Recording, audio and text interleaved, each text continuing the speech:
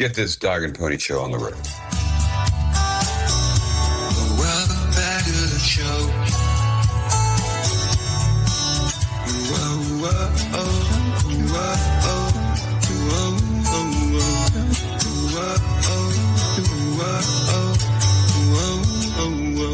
We're sorry.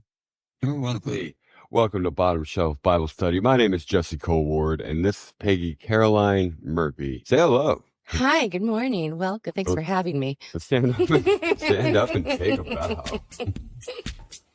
Awesome. Hey guys, if you do like this show, and I love you for it, like share it, give it 5 stars, maybe give it a review. That would just do so much for us. Did you have anything else for that? Sharing is caring. Sharing is caring. Except with needles. Eh. Greedy bitch. Good. All right, what are we talking about today, Peggy? We are talking today about Sodom and Gomorrah. Oh. It's a good one for sure. And really just a bunch of sexual deviance. Yeah. Wrong. It's hilarious, actually. I am so pleased to share this good news with you all. The good news of fire and brimstone. The good news is that Sodom and Gomorrah had nothing to do with the gay expression. They were in fact wiped out because they were just fucking mean to each other. They definitely got sulfur rained down upon them. Yeah. But they were terrible people, and they were terrible Super people evil. to each other. I think Vegas, but like without indoor plumbing. Gross. Yeah, to just shit on each other. But they were just mean to each other. They really elevated themselves as this, if I have money, I'm good. If you have money, it's probably not enough. And if you don't have money, you are shit scum of the earth. So. Sure. Well, and they got a point. No. But to their point, no, there is no point with it. They missed the big lesson on taking care of each other and humanity. And just a real quick synapse for anyone who maybe doesn't know. There's a man named Abraham who's just tight with God, and he has a nephew named Lot who lives on the outskirts of these 2 famous cities. Well, 2 of the 5 of these famous cities. Correct. Abraham gets a visit from God, and God used to always be talking to people about how he's going to fuck shit up. and then He's like, what up, Noah? Dude, let's think about fucking some shit up. What do you think? so Hey, what up, Abraham? Think about fucking some shit up. What do you think? tells Abraham that he is going to destroy Sodom and Gomorrah. Abraham then begins to put up a little bit of a plea for the city by saying, if there's 100 righteous people, will you spare the city? Yeah. God says yes. The eye roll of the century. 40, 30, 20, right. 10, maybe 10. If I can find 10 right. I remember you saying once that he was counting down, like, as he was recalling stories Lot was telling him about the city. Essentially, and I'm pretty sure God knew this too, that Abraham had an affinity for his nephew, Right. who just happened to reside there. He actually elevated himself into the higher ranks of the city. Yeah, which means he was either partaking in the shitty city living, or he'd become straight up just numb to the fact that it was evil. He was definitely getting sucked in. I think it's you bend a little bit, and over time you end up bending all the time. Yeah, right. Or you're sucked And in and over- sucked up. I was just stretching for a pun right there. I was trying to pull in. All I heard was stretching in the Sodom and Gomorrah. There is a story about one of Lot's daughters who was constantly giving bread to the poor man she would witness on her way to get water from the well. How wonderful that is. No, not in Sodom and Gomorrah. It is not. That is the shit that's going to get What do you you do? executed. It's like all the signs. Scott, so stop giving people money on the streets, okay? If you don't give them money, they'll go away. You don't fit in if you're going to do shit like that. So they rallied together and they voted her to be executed. And Lot's daughter was like calling out to God at this point, right? That is actually what sparked God to go talk with Abraham. Set the dominoes in motion. He heard their cries for help. And I'm sure he just dropped everything he was doing and was immediately on his way to Abraham. And I imagine this happening just like Robin Williams did in Mrs. Doubtfire when he had to haul ass through the restaurant to save his ex-wife's new boyfriend from choking on a spicy scallop. Help is on the way! Help is on the way! No, I think God enjoys people helping people. Like the golden rule, like love others as you love yourself. Which is hilarious that he had to break it down like that. You selfish sons of bitches.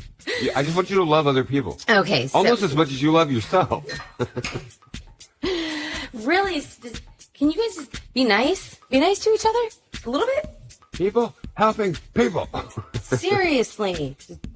Someone's hungry, feed them. Make them sit there and watch you eat? What the hell's wrong with you? Right.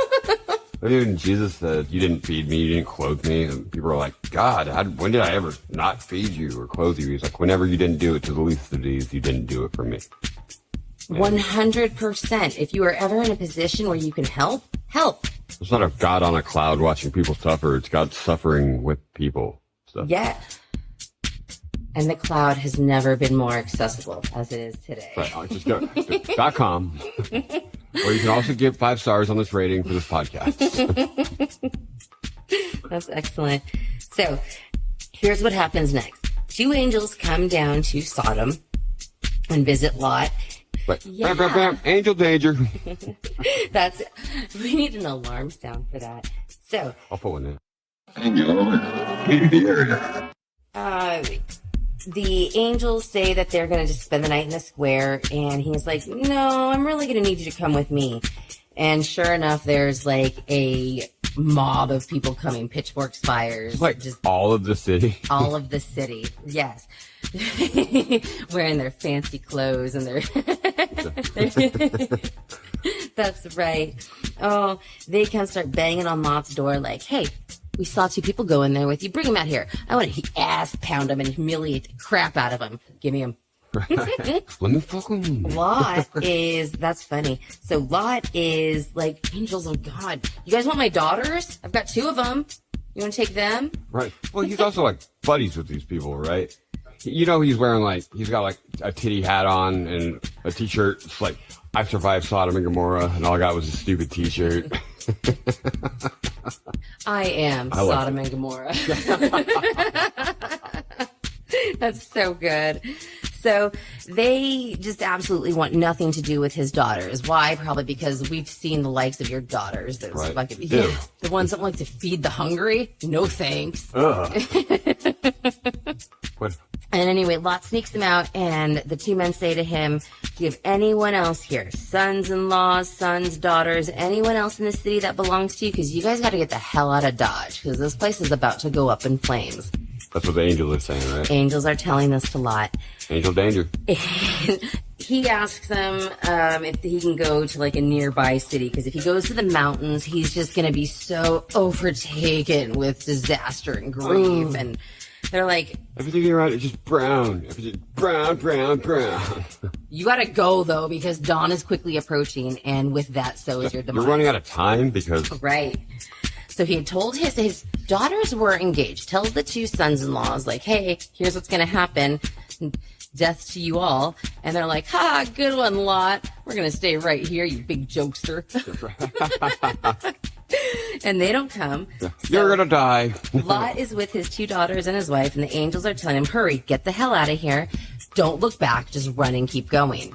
I used to think that was like part of the stipulation, like not to look back. But now, as an adult, I read it and I'm like, no, you don't have any more time. You've dilly-dallied. And this is happening so soon, so quick, that if you don't move your ass and with fervence, you're going to die. Yeah. Yeah. Talk about waiting to the last minute. On the escape out, his wife stops and turns around to look. That dumb bitch. That salty bitch. Salty bitch. That's right. She turns into a pillar of salt. And why? Because she had no reason to turn around and look back at her past life. She was clearly... She was supposed to do the fucking walk away from the explosion, badass, action movie, ending scene, roll credits, you're a badass, and she didn't. She looked back, and for that... That's assault. It's assault. Oh, She's assault. you were assaulted. Yeah, a little bit. That joke was assault. To comedy? Yeah, I get it. Yeah, if you call it that. Just joking. So, yeah, now Lot is there with his 2 daughters. And he looks down towards Sodom and Gomorrah and just sees smoke. Just... Hey, I didn't want to see my wife. Yeah, he didn't even ask about her. That's funny. So, best part of the story is coming right up. Lot ends up with his 2 daughters and no one else there. How will we ever get married and have kids now? They're just torn apart. And our family line is going to cease to exist. What a different time. What a better people. Oh, my parents are going to be so mad. They're going to find out I'm pregnant. I can get pregnant right now. The baby won't pay my bills. In fact. As opposed to back in the day, it was like, I'm not going to get pregnant. How opposite, right? That's funny. It took me a second to see where you were going with that. I'll tell you what they did. They got their dad drunk and had their way with him. They sexually assaulted their dad. And so at the end of the story, Sodom and Gomorrah lived on.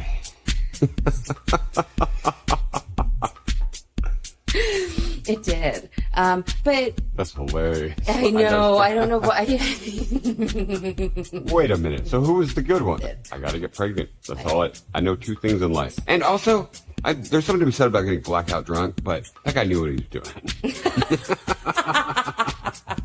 I don't know. If they can't say no, it doesn't mean no. I think I take back my comment about them being better people, though.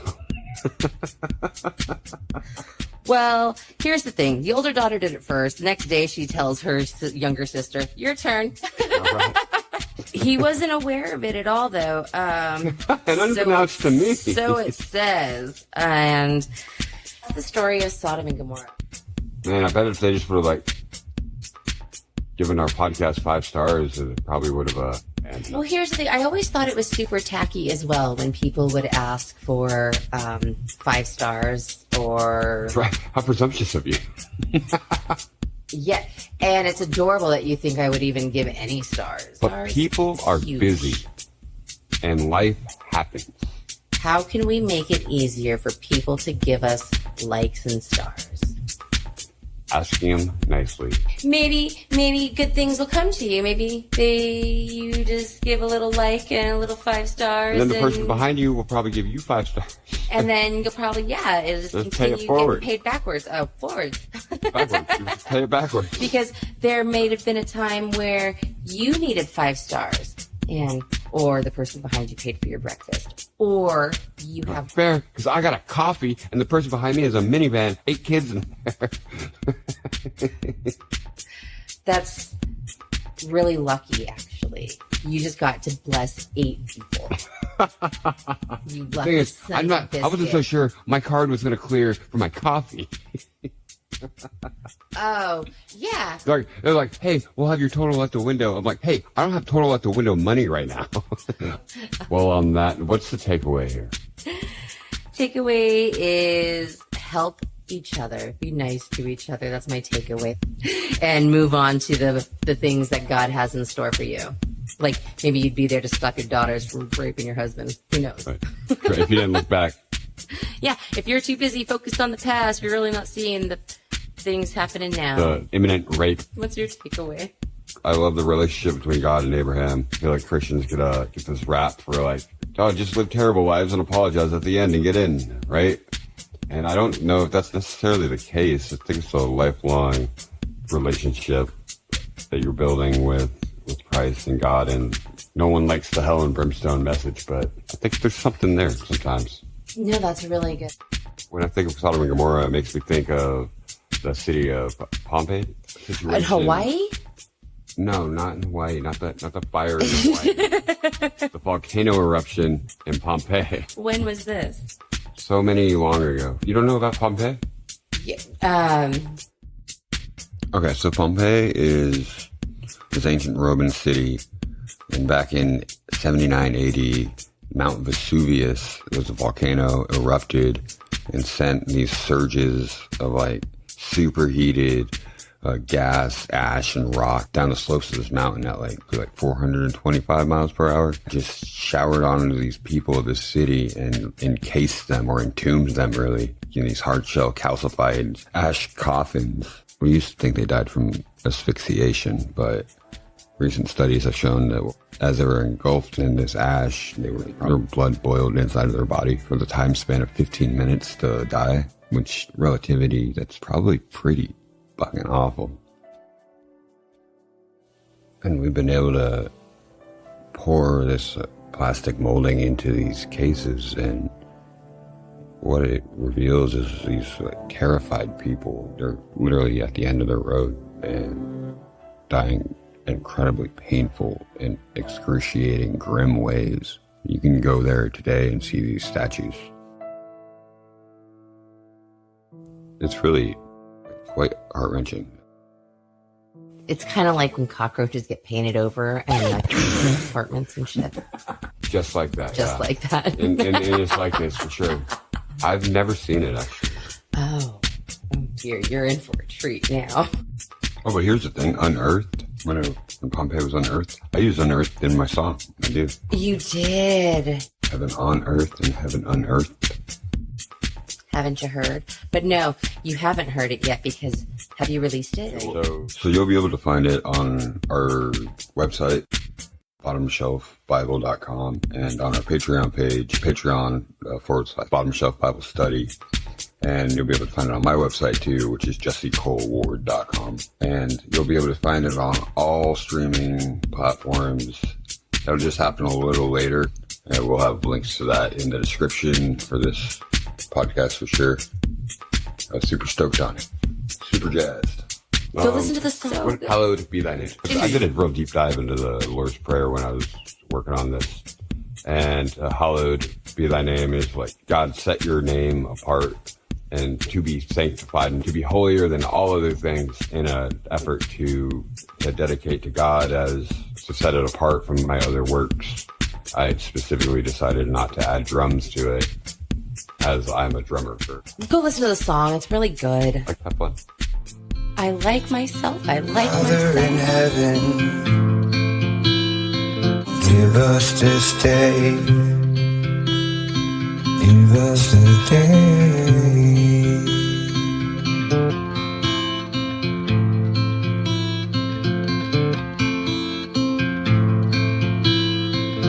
Heaven on earth, heaven on earth.